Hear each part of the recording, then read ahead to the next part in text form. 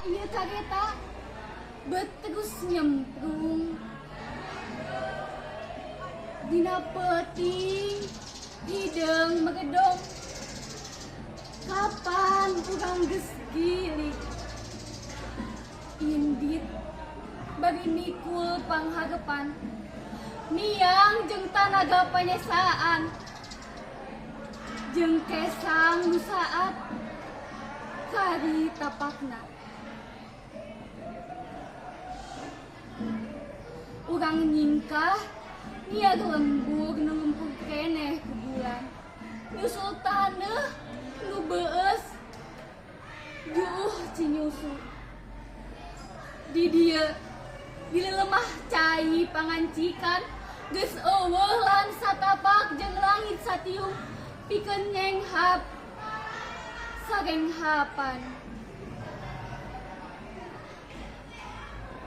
Tapi terus mangprung ieu gerbong ngahudangkeun ka keung nu tingjringkang.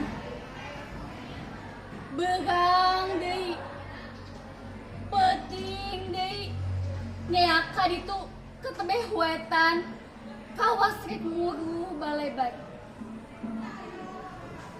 Lebah mana ari hal teu pangageunan taya nu bisa nuduhkeun da puguh henteu kaimpleng. Lebah mana urang geugeuh balok demi balok sasak beusi nu ngadingding pagawongan nu manjangan lalurung waktu jeung sinyag abad nu hurung geus kalarung kaliwatan.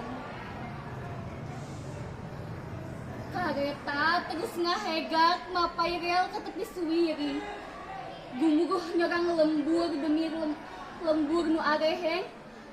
Di saban jandela urangan bisa genteng nenjo bumi paninengan. Pakebonan ting guguluk jadi beton, pasawahan ting berilap jadi wajah, walungan mudal pusarah, bangke orok kegejeung rungkang katangkalan. Jalma-jalma rajek ngagelun jadi hasep nu harideung. Anteng nyakaran pasir gudawang jeung gunung-gunung nu garoyong.